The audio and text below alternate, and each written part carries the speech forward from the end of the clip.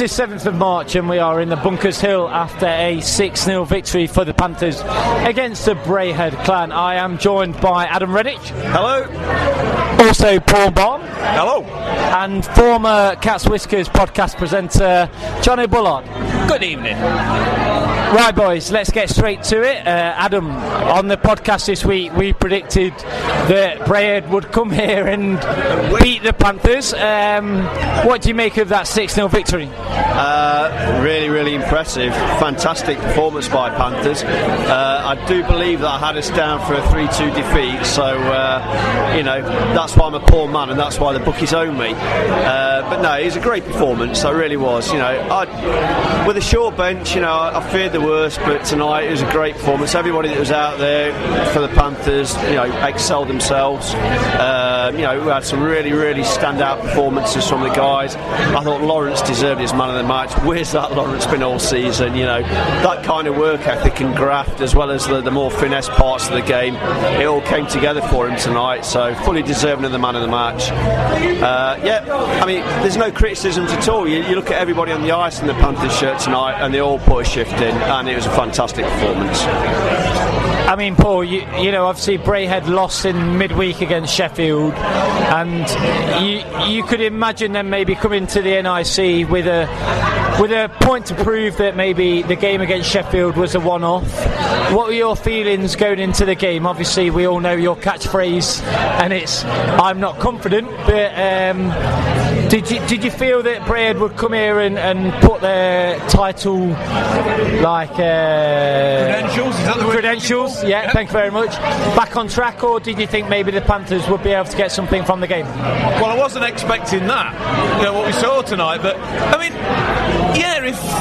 if Braehead's not based on that performance, you've got to say I'm sorry, but Braehead don't deserve the title.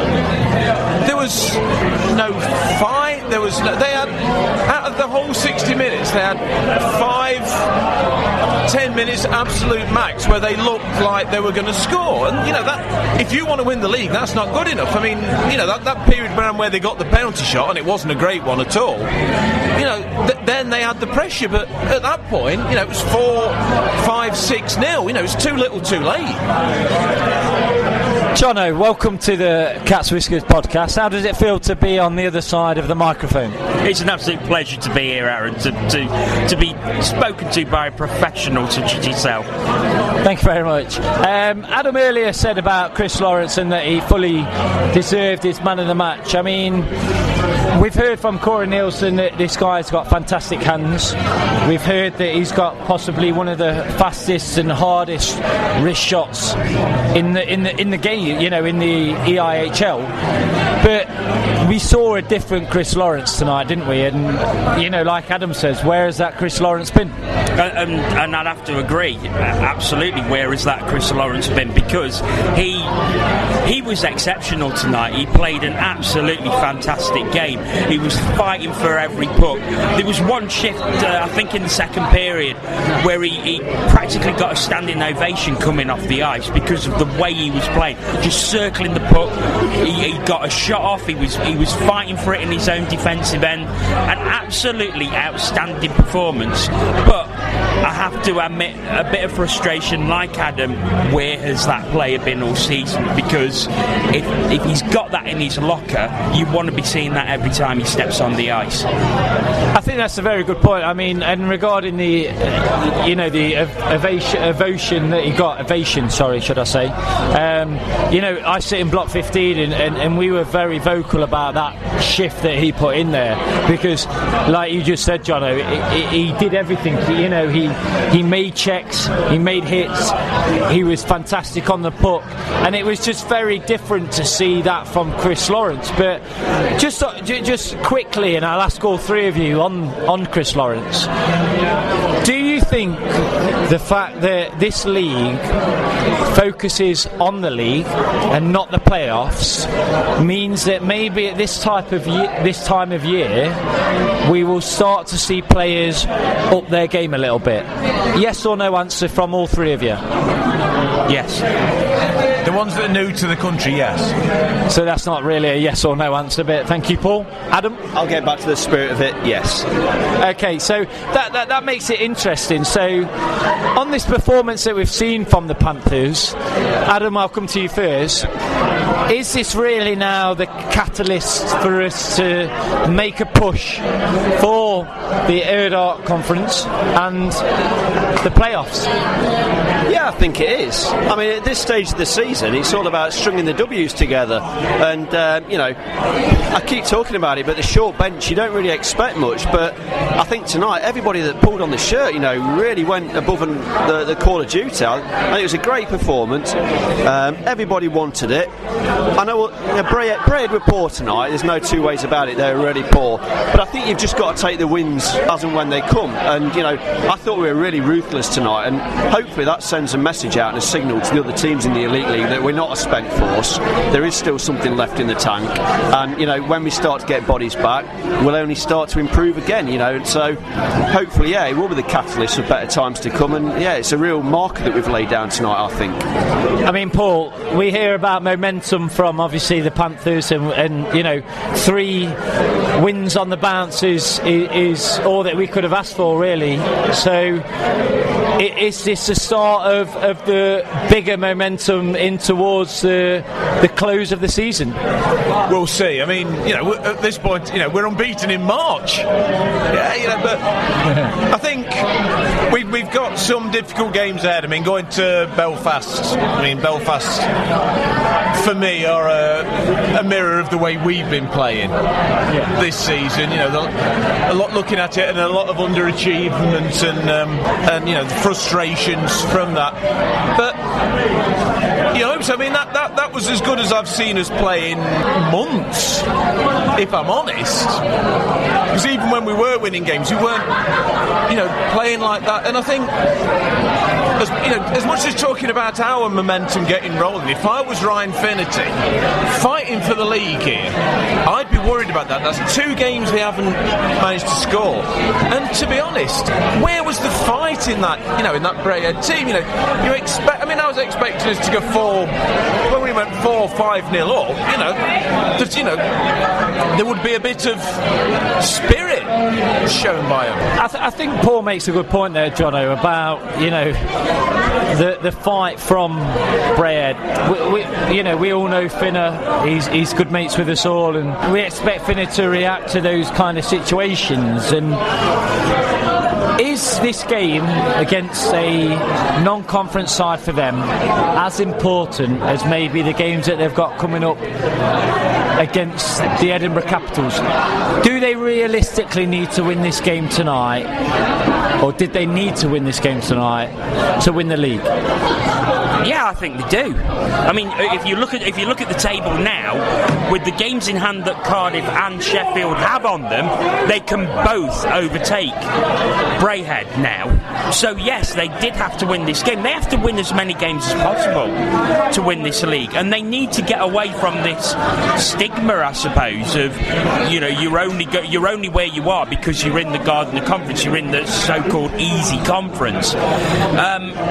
So yes, they had to win. I think they had to win Wednesday, and they had to win tonight to put a marker down. They haven't done it, and as Paul says, they've not scored either. And I think that's a bigger factor in the 2 games. They've had 8. They've conceded 8 and not scored any. And if I was Ryan Finnerty, that would be causing me sleepless nights at the moment, because coming into what is the real business end of the season, that is not a good stat at all.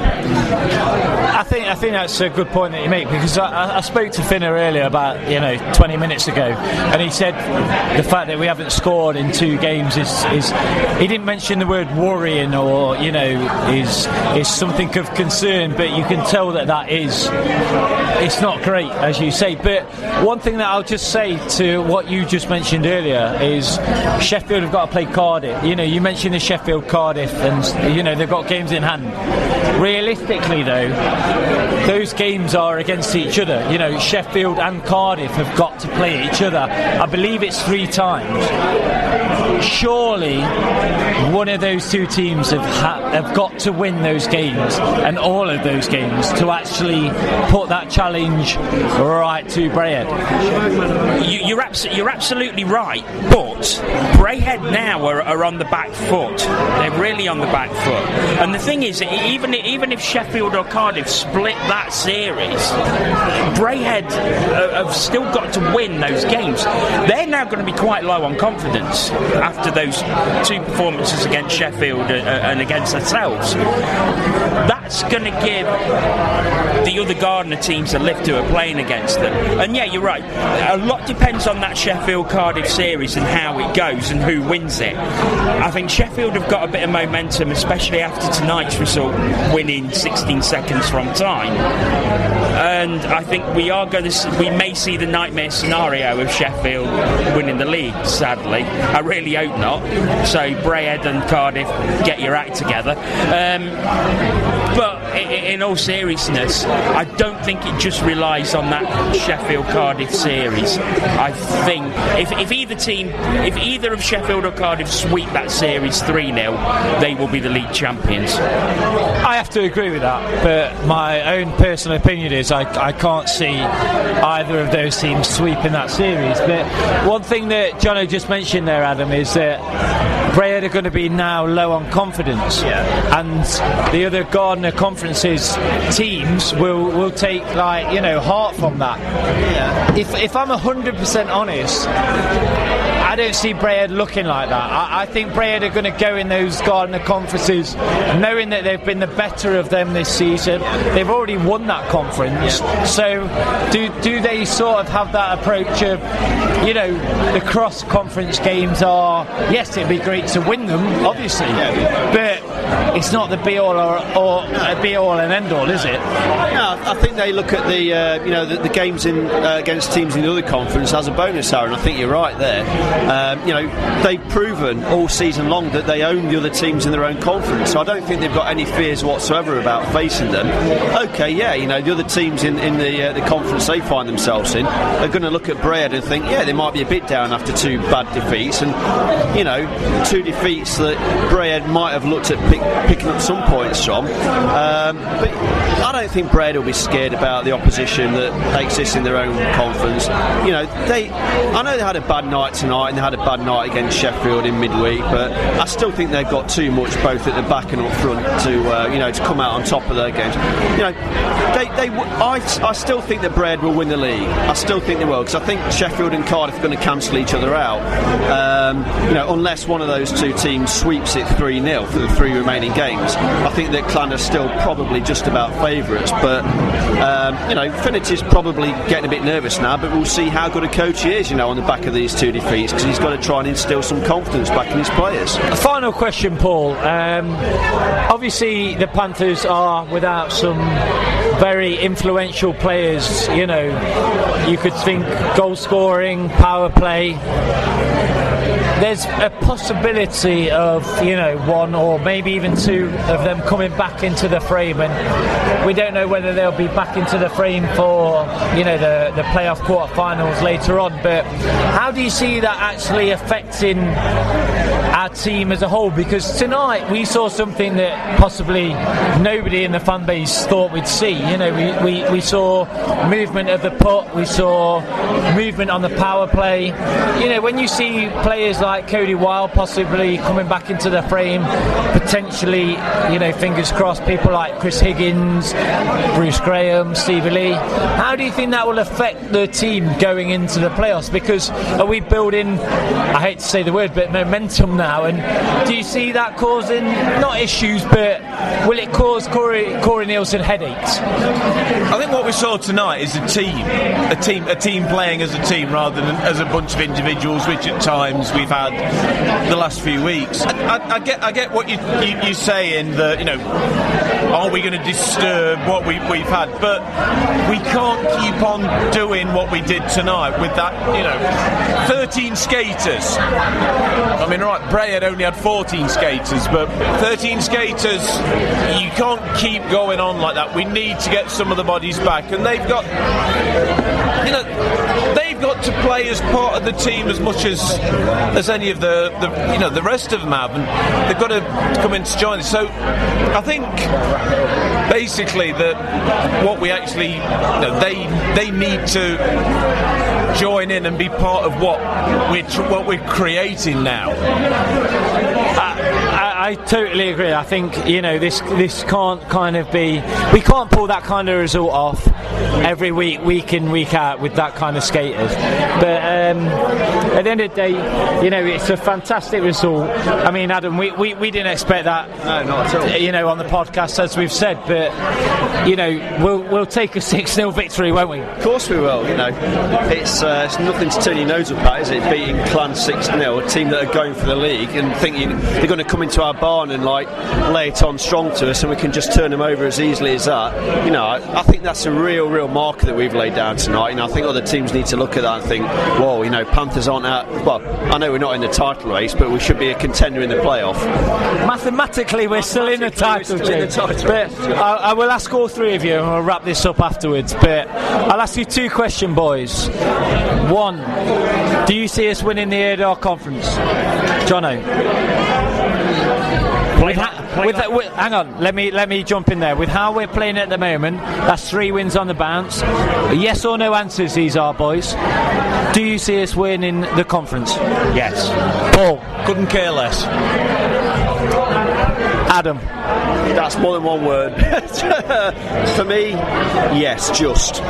Okay, the second question before we wrap it up finally is, who do you think will win the league? Now, after you've seen the results after tonight, Sheffield have won, Braehead have lost. Let's go to Adam first. Clan. Paul? Not Braehead, Cardiff or Sheffield. Johnny? I am going to go for the dark horses. I think Cardiff are going to nick it right at the end. I think that's a good shout. Well, we're about 3-4 weeks away from seeing that. So thank you for listening to this special edition of the Cats Whiskers podcast with your regular host Aaron Lord. Fantastic night for the Panthers Nation, and 6-0 doesn't get better than that, does it?